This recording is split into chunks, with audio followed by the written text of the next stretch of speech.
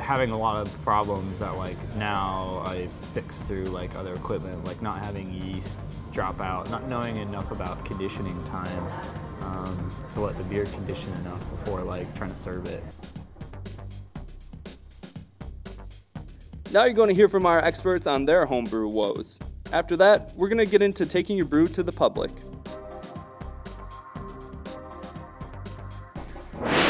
When it comes to brewing beer and you're doing it at home and it's like, hey, try this. Am I gonna die? What's in there? What I've read was that when I read this is back in the 90s, there's no known pathogens that can survive in a home brew if you start with clean source water, hops, barley, and yeast. Even if you get airborne bacteria, as long as you don't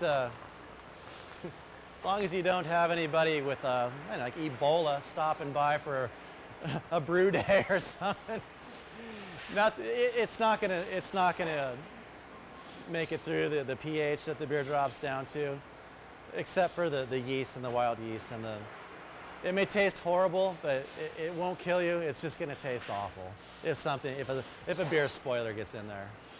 Now, if you're brewing and you put bleach instead of water by accident, yeah, you'll die. But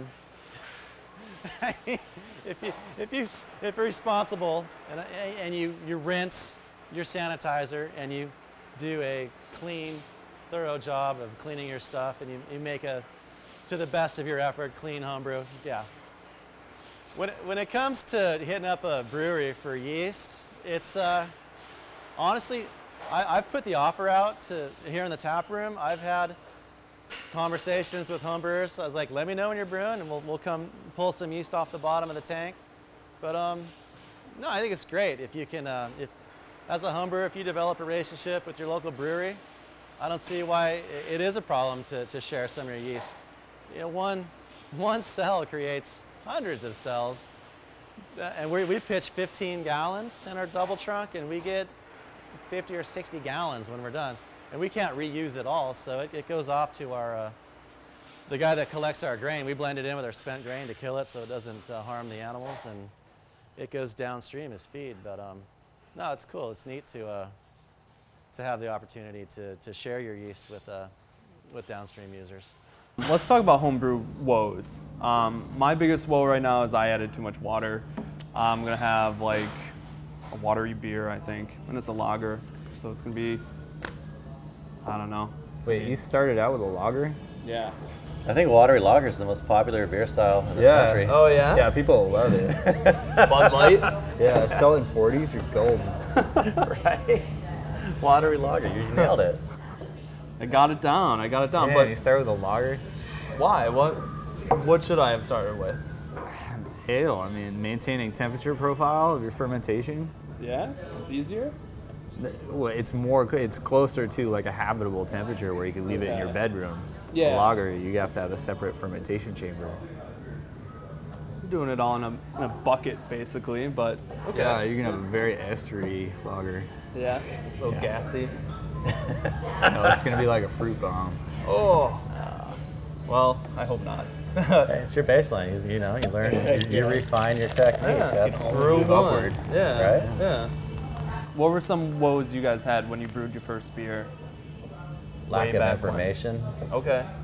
Yeah. You just jumped in cold and winged it? I was working off a library book from 1989, so there really was not a whole lot of information. Yeah.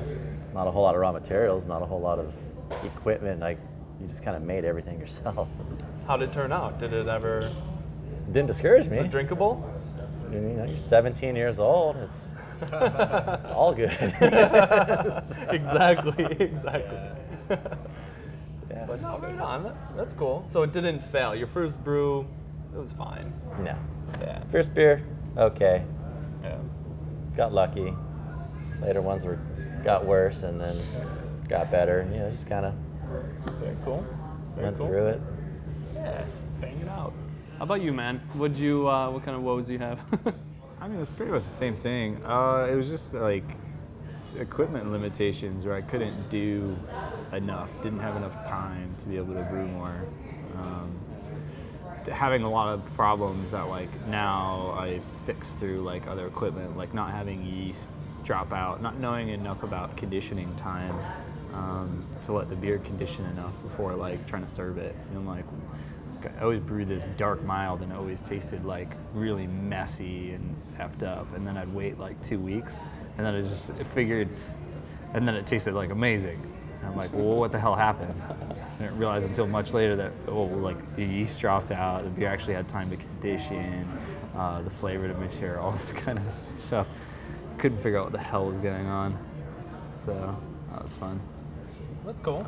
How did it turn out? You get drinkability out of it? Or? Dark milds on tap room right now. So Right on. it's the same beer. Right on. So yeah, it turned out pretty good. I'm here right now. For like homebrewers, YouTube is an amazing resource. I learned a lot from the Brewing Network, which is an internet radio station run out of Northern California. And there's so many great books from the Brewers Association and their subset, the American Homebrewers Association.